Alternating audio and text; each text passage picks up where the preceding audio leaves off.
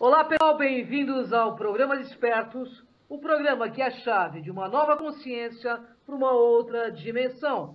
Eu sou Cris de Pascoal e hoje estaremos sem Mauro Dom Pedro, que está tarefado aí com os trabalhos dele. Bem, estou aqui com a nossa querida Maria Carmen Pereda, ou MC Pereda, que é formada em Química e PhD em Farmacologia pela Unicamp, autora da série de livros O Sol Negro, O Retorno das Sociedades Secretas do Vril, O Sol Negro, A Cidade Secreta do Vril. E o terceiro da série, pessoal, está em andamento. O lançamento a gente aguarda aqui no Desperto e no Enigmas. Tudo bem, Maria? Tudo bem, Cris? É um prazer estar aqui com você novamente, sentindo a falta do Mauro, mas logo, logo ele volta.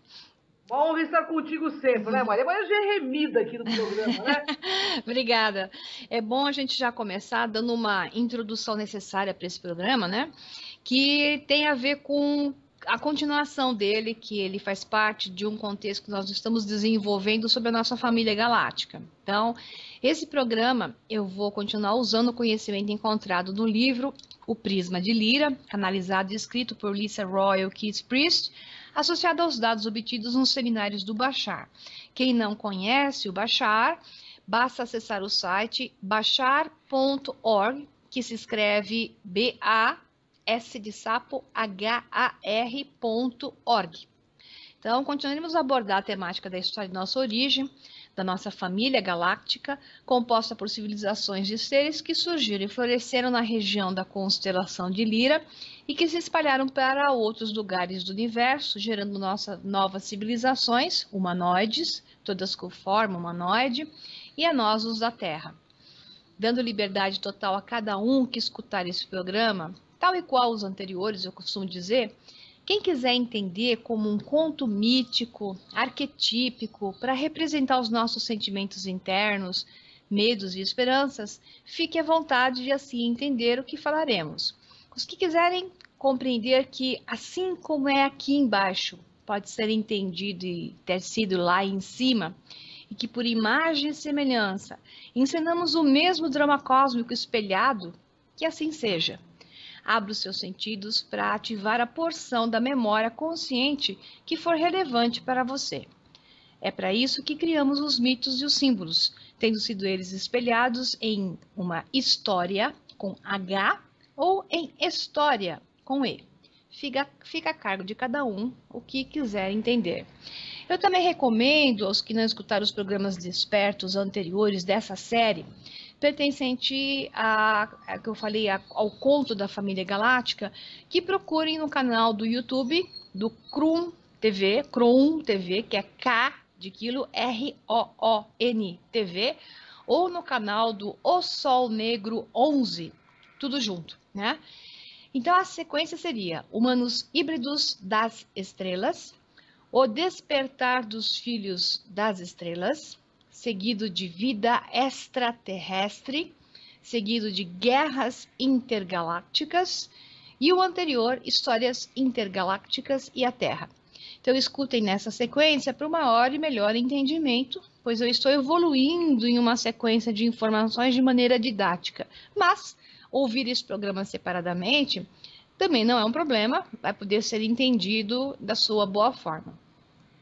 É isso aí. Hoje nós vamos falar com a nossa escritora Maria C. Pereda sobre Orion versus Pleiades. Maria, o que acha desse livro de Jó, capítulo 38, 31? E diz assim: podeis impedir a doce influência das Pleiades ou soltar os laços de Orion?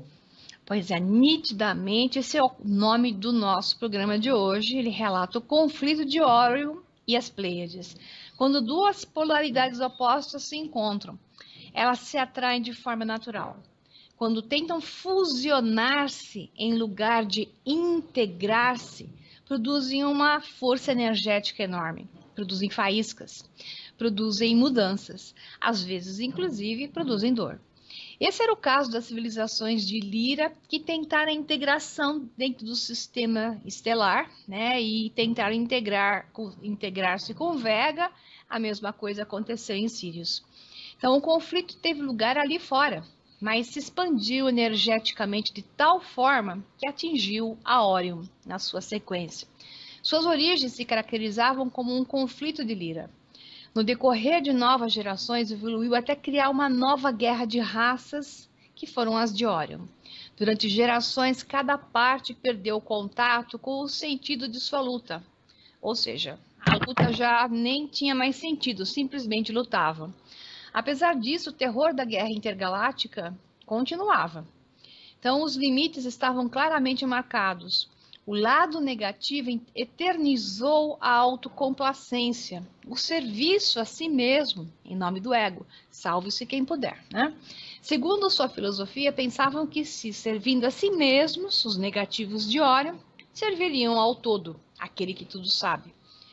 O que não compreenderam é que eles mesmos negaram o todo, ou seja, a origem, aquele que é o todo integrado, aquele que tudo sabe, devido à maneira que escolheram para pôr em prática essa filosofia, traduzindo-se essa atitude na necessidade de dominar. Temos isso refletido na Terra.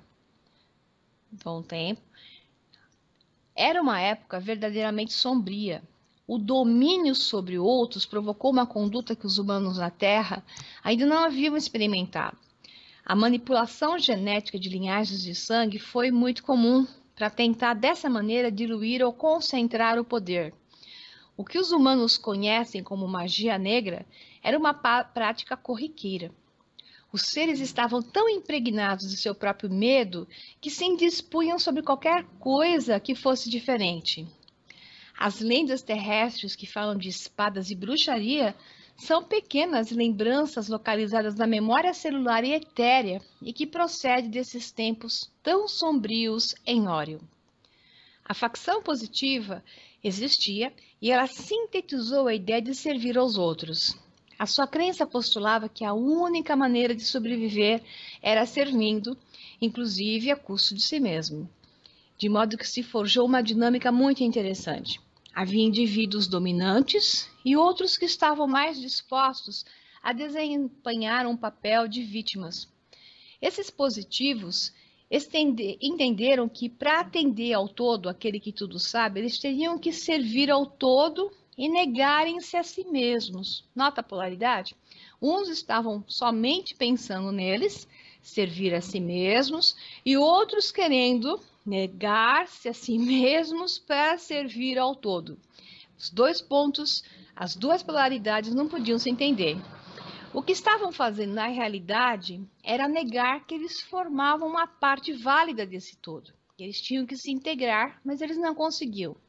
Então, a civilização de Orion foi uma das poucas que se desenvolveram de tal maneira que se converteu num estado altamente tecnológico, apesar de permanecer na atitude de intenso conflito espiritual. Passaram-se éons de tempos enquanto esse drama continuava. Tudo começou com manipulações emocionais básicas até chegar ao outro lado do espectro. Manipulações que exigiam ferramentas de uma tecnologia altamente avançada. Do ponto de vista da reencarnação, as mesmas almas se encarnaram uma e outra vez, mudando de lado, tentando conseguir equilíbrio em toda essa luta, olhar o aspecto por o lado oposto. Na história de Orion sempre existiu a resistência oculta que lutava contra a negatividade. Ao longo das idades, a sua força aumentou e a seguir diminuindo como o pulsar de sua gigante vermelha, a estrela Betelgeuse. Maria, o que é a Liga Negra? É deles que a simbologia do dragão surgiu? Essa é uma explicação complexa. Vamos explicar assim. Conforme se consolidava a filosofia da resistência em Orion, ficava cada vez mais claro que eles teriam que reprimir a expansão de suas ideias. Em seu lugar, decidiram absorvê-las simbolicamente. Permitiram que as pessoas fossem vê-los, ou seja, aqueles que lutavam contra essa negatividade, eles se escondiam. Então, ao final, eles permitiram que as pessoas fossem vê-los, pois eles estavam em uma espécie de buraco negro que não se podia ver, eles estavam num ambiente invisível. Mas a força e o momento de sua energia eram poderosos como um vento silencioso. Por isso, sua organização escondida ali no buraco negro foi denominada de a Liga Negra. Eles eram a turma da resistência contra aquela total negatividade. O símbolo da luta, dessa luta da Liga Negra, foi o dragão negro. Um novo aspecto desse drama estava a ponto de se desenrolar. Então, a luta teve, então, 3 facetas. Existiam os dominantes, que eram os mais negativos, as vítimas e a resistência, que era a Liga Negra, incentivada pelo atrito das polaridades. Então, a Liga Negra teve bastante êxito em invalidar os esforços dos dominantes, que eram conhecidos como o Império de Órion, os mais negativos. Não obstante, só serviu para frear um pouco o seu poder, de modo que chegou-se novamente a um impasse energético sem saída. O resultado disso é que a guerra fica cada vez pior. Nas almas dessas pessoas tão reprimidas existia uma enorme desesperação. Conheciam perfeitamente até que ponto de controle podia chegar o Império de Órion, o Império Negativo. O Império havia desenvolvido maneiras para controlar corpos astrais. A morte já não era o equivalente de liberdade. Muitos indivíduos estudaram com mestres hereges para aprender dos antigos conhecimentos com respeito a viagens dimensionais de consciências. Poucos teriam êxito, mas aqueles que conseguiram encontraram uma maneira de sair do sistema de Órion para sempre. Graças ao importante esforço de concentração e de conseguir desligar-se do sistema de crenças da consciência coletiva de Órion, uma pequena porcentagem de indivíduos foi capaz de sair de seus corpos, morrer fisicamente, e encontrar e perceber aos seres que haviam escapado de Órion ou estavam reencarnados na Terra. Uma vez avistados, a entidade de Órion era capaz de criar uma janela através da qual ele podia viajar. Quando ele passava, ou ela passava por essa janela e se encarnava na Terra, esse ser se perdia na consciência coletiva do planeta. Isso era um mecanismo de segurança. Desconheciam sua própria identidade, não podendo ser perseguidos pelo Império de Órion. Os que conseguiram escapar entraram desse modo no ciclo de reencarnações da Terra, embora o mais provável é que continuaram vivendo o drama de Órion a nível inconsciente dentro do padrão de sua alma, ou seja, repetiram a coisa na Terra. Às vezes, os representantes do Império de Órion lhes perseguiam imediatamente através dessa janela. Com frequência, esses mandatários do Império de Órion também ficavam ancorados na consciência coletiva da Terra e tinham que entrar no ciclo de reencarnações. Ao reencarnarem-se, levavam em seu interior o mesmo desejo de controle. Nossa, que interessante, né? Muito interessante toda essa história, né, pessoal? Olha, o que fez então a tal Liga Negra de Órion? Pois é, enquanto crescia a desesperação, a Liga Negra decidiu lutar ainda mais duramente. Então, a Liga Negra, apesar de seus esforços, não compreendeu o porquê de não conseguirem libertar as vítimas e desiludiram-se. O povo estava ansioso por conhecer alguma forma de espiritualidade, mas tudo o que havia era um carcomido vazio e medo. Nada funcionava. Durante algumas gerações, a Liga Negra ficou estancada. Era só uma ideia e nada mais. Mas como uma coisa tão ruim como essa, só mesmo um milagre, né? E foi o que aconteceu. Um milagre que mostra o quanto uma pessoa desperta pode fazer diferença no meio dos adormecidos. Então, ao longo de várias gerações de gestação espiritual, começou a crescer uma semente. Encarnou uma alma que representava todas as esperanças e sonhos das raças de Órion, mas sem seus ódios e medos. Quando nasceu, ele foi resguardado cuidadosamente no invólucro energético e emocionalmente neutro. Foi custodiado nas profundezas do planeta para que não se polarizasse. Chegando à idade adulta, começou a ensinar. O que ensinou trouxe uma nova luz à luta. O que ele propôs podia acabar com essa luta de uma vez por todas. Ele ensinou as leis universais. O positivo não se podia alcançar através da negatividade. A Liga Negra estava combatendo fogo com fogo, mas unicamente conseguiu um incêndio ainda maior no lugar de paz. Tem-se que integrar o positivo e o negativo para chegar ao ponto de equilíbrio. Há que amar, não temer. Há que amar a ideia de paz e liberdade até o ponto que a pessoa esteja disposta a vivê-la em sua própria alma, independentemente das manifestações externas. Desse modo, a Liga Negra aprendeu que suas intenções eram boas, mas suas atuações só causavam aquilo que eles mesmos depreciavam. Essa tomada de consciência ocorreu a um nível coletivo. Abriu novas portas à espiritualidade para as pessoas desses mundos tão oprimidos. Restava um longo caminho, mas pelo menos sabiam por onde começar. Maria, mas como que a Terra entra de fato nessa história toda? Pois é, uma vez que foi compreendida a dinâmica a níveis superiores, decidiu-se que iriam transmutar essa energia, levando para fora do planeta, transladando a galáxia para poder começar de novo. A partir desses níveis superiores, pediram aos fundadores que lhes ajudassem a escolher outro mundo. A principal preocupação consistia em assegurar que as ferramentas para um novo mundo estavam disponíveis para aqueles seres atrevidos que queriam começar com a transmutação da energia de Órion. A principal ferramenta era o livre-arbítrio, a livre escolha, assim como um código latente de DNA que impulsionaria o desejo de conservação da sociedade, no caso dessa alcançar a possibilidade de autodestruir-se. O mundo que se escolheu foi a Terra. Ato contínuo.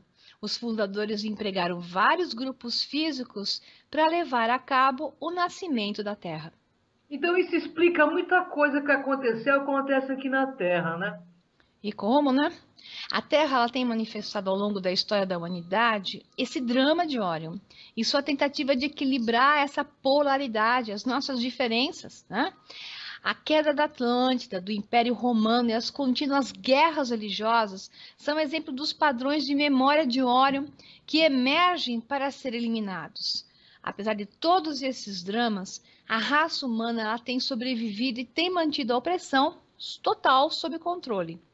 A humanidade segue jogando com a mesma dinâmica: vítimas, verdugos e resistência. Não obstante, a luz começa a propagar-se e, inclusive, a resistência começa a aprender que não se pode apagar o fogo com fogo. A civilização contemporânea de Órion, existente no mesmo contínuo tempo que a Terra atual, já sanou esse seu conflito. Mas como a Terra está vivendo o passado de Órion em seu intento de equilibrar-se, o principal contato que a humanidade mantém com esse mesmo passado o julga negativamente. Então, o fenômeno dos homens de negro, tal como algumas manifestações nas estruturas dos Illuminati, tem todavia as pretensões do passado de Órion e devem ser controlados. Vale minha observação aqui, os Illuminati negativos. Maria, no programa passado você falou dos homens de preto. É agora que eles surgem, né, na nossa história? Pois é, os homens de preto têm diversas origens, né? Alguns são encarnações humanas procedentes de Órion, são seres que encarnam aqui com almas de Órion, são terráqueos com lembranças de Órion, ou energia síria da região de Sírius negativo, orientada negativamente. Outros são, de fato, habitantes do passado de Órion que têm viajado para frente no tempo até o atual momento da Terra. Isso inclui representantes de império que foi tragado pela consciência coletiva da Terra enquanto perseguiam seres de Órion que haviam fugido. Então, entendem que a Terra, esse grupo, né, eles entendem que a Terra possa ser uma ameaça. Pelos seus pontos de vista, imaginam que conforme a humanidade desperta e se liberta, também incita os oprimidos seres de Órion que, por sua vez, buscam a liberdade. Eles preferem ter essas janelas de oportunidades fechadas para as vítimas de Órion, manter a Terra desautorizada e sustentar o poder total. Então, esses homens de preto são só uma manifestação dessa ideia. Eles geralmente trabalham de maneira muito mais sutil na Terra. Eles trabalham com os governantes. Maria, como que esses fundadores, vindos de Lira, intercediam na Terra? O projeto da transmutação estava estruturado em fases graças às quais os fundadores podiam acompanhar o progresso. Na primeira fase, ele simplesmente foi feita a semeadura da Terra e o desenvolvimento da vida na terceira densidade, até conseguir na Terra uma forte cadeia genética. Nós veremos isso melhor no próximo programa, né, que eu vou explicar isso em detalhes. As subsequentes fases elas implicavam em diversos desenvolvimentos da civilização. O momento crucial é o atual momento da Terra, o de despertar de milhões de almas direcionado a um propósito espiritual mais amplo, e isso assusta essa turma, tá? Eles perdem o poder quando as almas despertam. Esse despertar ocorre paulatinamente, ele começa a ampliar a fenda, um vazio entre os polos positivo e negativo, tal como se vê atualmente na sociedade. Então, essa acentuação desse vazio serve para polarizar e iluminar as escolhas que a sociedade possa fazer. E é necessário deixar claro que é imprescindível fazer escolhas nesse momento da evolução. A humanidade não tem a feiura nem a dor tão intensa de um passado atormentado como tiveram os seres de Órion. Conforme a Terra desperta, todos os recursos se tornam visíveis para a humanidade, podendo esta reclamar a responsabilidade para o todo, aquele que tudo sabe, para si mesmo. É possível que as dolorosas memórias de Órion continuem emergindo, mas a cura chegará graças à proclamação humana de liberdade e escolha. Maria, já que você mencionou que a magia negra, né, veio do que era praticado em Órion, e os magos do tipo Merlin, conhecido integrante da cor do Rei Arthur, o Merlin existiu mesmo? Essa é uma parte interessante, não é mesmo? Totalmente ligado digamos, o arquétipo de Órion, e mais do que arquétipo, de seres de lá que se encarnaram aqui. Então, quando teve lugar a infusão dimensional, a queda, né, eles caíram em densidades, algumas consciências individuais e de grupo escolheram ficar completamente adormecidas.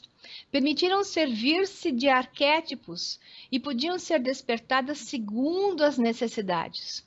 Algumas, inclusive, permitiram que fragmentos delas mesmas se encarnassem, ou seja, uma outra porção, uma outra versão delas mesmas encarnassem na Terra e tivessem uma versão na Terra.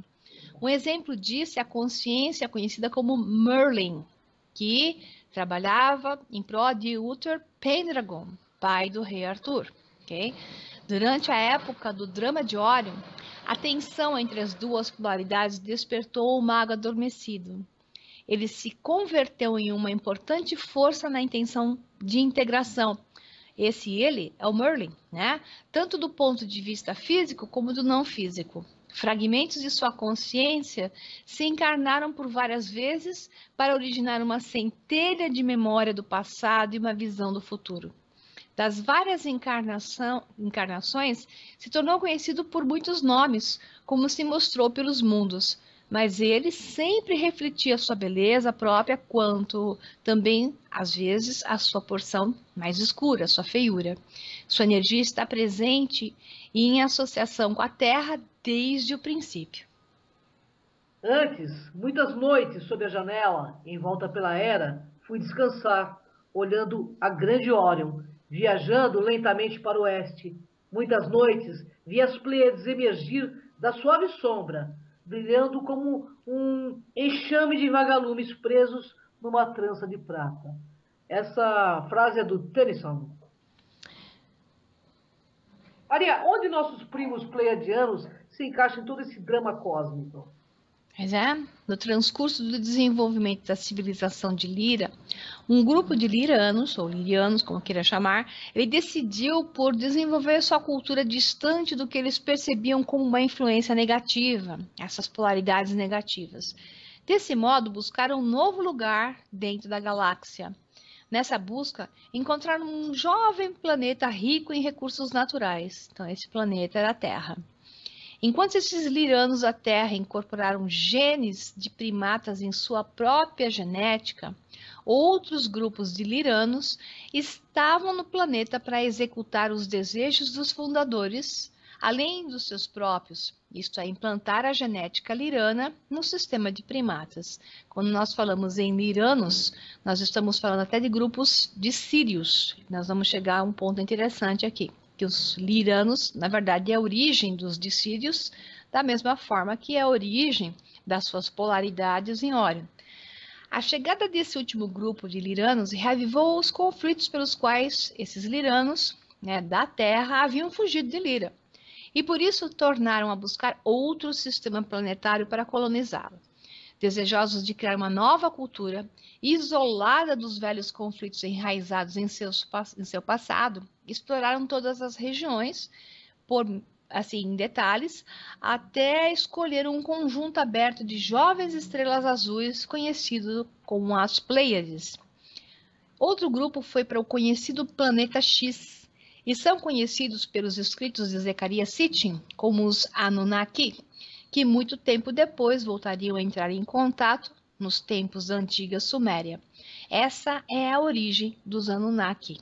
Tá? Eles são forma humanoide, portanto, eles são de origem lirana e são de origem da Terra também. Outros grupos fracionados também colonizaram outros sistemas na vizinhança galáctica da Terra. Então, nós temos até os de Aldebaran, por isso a relação de Aldebaran e a antiga Suméria também é presente, que Aldebaran está ao lado das Pleiades. Então, quando os liranos da Terra começaram a colonizar o sistema estelar das Pleiades, sua ambição consistia em criar uma raça equilibrada e independente. Esse desejo refletiu na escolha de um novo e estável grupo de estrelas. Mais que qualquer outra coisa, eles desejavam criar uma cultura baseada na harmonia, na verdade e no amor incondicional. Uma vez que se conhecesse esse plano de colonização, os descendentes de Lira que desejavam um novo lugar decidiram colonizar também outras áreas do grupo de estrelas pleidianas. Só 7 estrelas do sistema pleidiano são realmente visíveis. Do ponto de vista pleidiano, existem centenas de estrelas com planetas habitáveis, não só visíveis da Terra, e que compõem as colônias pleidianas. Então, nós estamos falando de uma infinidade de planetas e de civilizações quando a gente diz pleiadianos. Okay? Então, esses primeiros pleiadianos, anteriormente liranos da Terra, eles são nossos primos. Veja bem, os pleidianos são nossos primos. Eles possuem habilidades intuitivas altamente desenvolvidas, além de um profundo desejo de convivência em comunidade. Para eles, o todo, aquele que tudo sabe, era tão importante quanto si mesmo.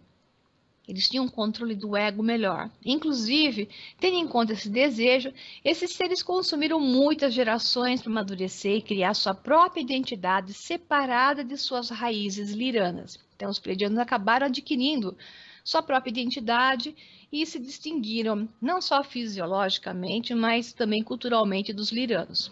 Ao longo de gerações, desenvolveram uma cultura com uma natureza filosófica e uma tecnologia que progrediam paralelamente ao seu próprio desenvolvimento. Embora tenham ocorrido alguns períodos de conflitos, a base cultural desses recém-criados pleiadianos se manteve estável durante muitos milhares de anos. Entretanto, sempre tem um entretanto, né? As gerações de pleiadianos que desejavam viver em comunidade deram tanta importância à paz e tranquilidade que chegaram a desdenhar qualquer forma de negatividade. Mergulharam mais e mais profundamente nessa positividade, que para eles era natural, tendência humanoide, até chegar a não encontrar mais nada que o vazio dentro de seu ser. Não houve conflito, não houve resolução, nem tampouco aprendizagem. Uma voz, porém, gritou de dentro deles.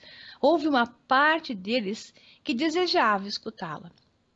A partir desse poço de desespero, chamaram seus antepassados de Lira, porque felicidade demais é chato, é isso que eles estão querendo dizer, entendeu? Positividade demais chega num vazio. A negatividade em excesso é horrorosa, a positividade em seu total excesso chega ao vazio. Por isso que a integração é sempre o caminho, né? Então, quando os pleiadianos entenderam isso, eles chamaram seus antepassados de Lira. Então, quando esses responderam, se surpreenderam ao constatar que haviam construído uma cultura que havia cortado literalmente todo o laço com a criação.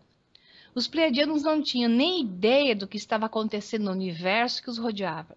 Não sabiam nada da angústia, do drama de Órion, apesar de ambos serem descendentes de Lira.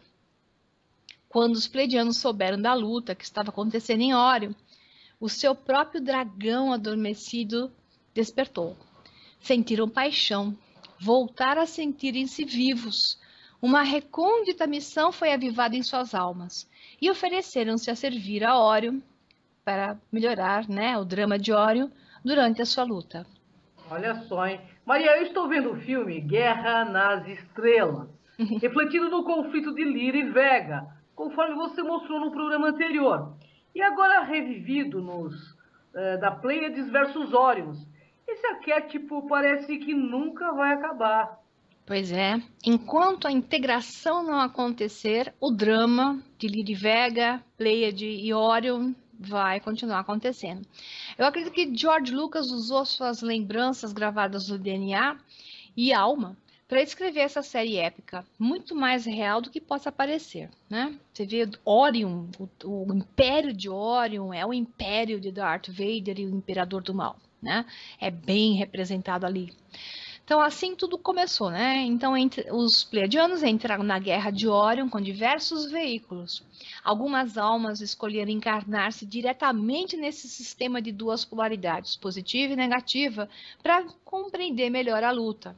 A maioria dos pleiadianos encarnados durante a Guerra de Órion ficaram retidos, já que é muito fácil entrar no ciclo de reencarnações de Órion, mas muito difícil sair. Outros escolheram aliar-se com a Liga Negra, aquela da resistência, né?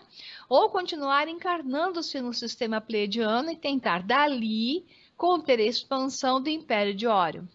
Lutaram com todo o seu poder contra a negatividade que veio ao seu redor. E mais ainda, lutaram inconscientemente contra a negatividade que havia dentro deles mesmos e os próprios pleiadianos não conseguiam encontrá-la. Que lá onde eles estavam, com aquela perfeição toda, eles não sabiam que eles ainda tinham negatividade.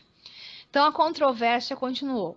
Os pleiadianos lutaram tão diligentemente contra a negatividade de Órion como se estivessem combatendo a própria sombra. Em lugar de encontrar a verdade dentro de si mesmos, o único que eles conseguiam fazer foi perpetuar o seu ódio com respeito à sua própria negatividade. Quando você se choca com a negatividade do outro, você tem a chance de encontrar a sua. É por isso que pessoas ruins aparecem na nossa vida. É para que a gente encontre a nossa própria negatividade através delas, né?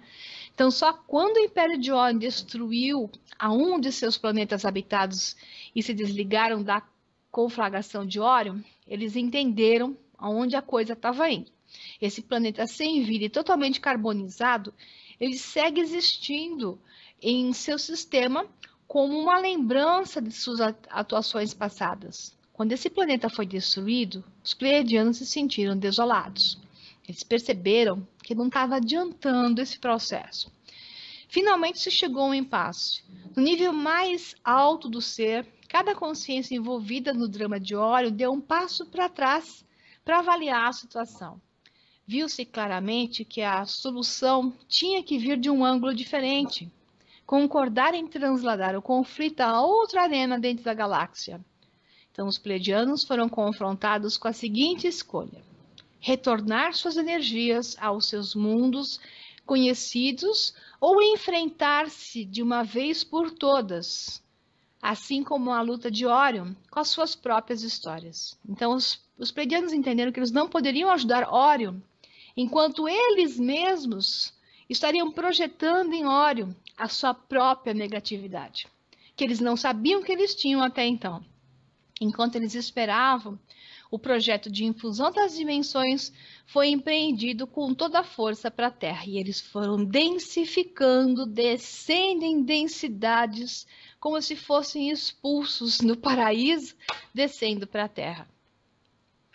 Então, né, muito interessante essa história, né, Maria? E, bom, estamos chegando ao final do nosso programa, o que é uma pena, e gostaríamos que deixasse suas considerações finais e seus contatos, né, Maria? Mas a coisa não acabou, né? Como pode ver, continua. Nós vamos continuar nos próximos capítulos. Então, no próximo e último programa, que segue uma sequência, eu vou fechar esse assunto todo, eu vou falar mais das influências da nossa família galáctica sobre a nossa criação, o que aconteceu sobre esses pleiadianos que vieram para a Terra, que se tornaram os deuses dos gregos, né? a raça humana da Terra e sobre o que hoje vivemos aqui. Eu digo que é o último programa da sequência, mas não quer dizer que eu não vou falar mais de vida extraterrestre, da conexão de extraterrestre com a Terra, que eu vou falar agora de módulos independentes. Depois do que virá, entra aí assuntos como abduções, e os assuntos da psiquiatra, tá ligado a Dolores Cannon, a psiquiatra famosa Dolores Cannon, que foi uma especialista em avaliar o efeito por mais de longos 30 anos de abduzidos que ela tratava, revelando propósito e fatos sobre essa interação de Greys e Zetas com a Terra. Quem quiser falar comigo e aqui segue meus contatos, pode me encontrar mais facilmente pelo Facebook, a página do Facebook é O Sol Negro _livro. Encontra os meus vídeos e esses programas, book trailers, no YouTube, no canal de YouTube, que é O Sol Negro 11, tudo junto, ou a página da internet, que é www.osolnegro.com.br. Gratidão, Maria, gratidão, nossos internautas. E até o próximo, né? Programa Despertos com outros temas, outros assuntos. É muito interessante. Gratidão, Maria, pela presença. Obrigada, Cris. Obrigada a todo mundo que ficou ouvindo até então. Até o próximo. Até o próximo, Maria.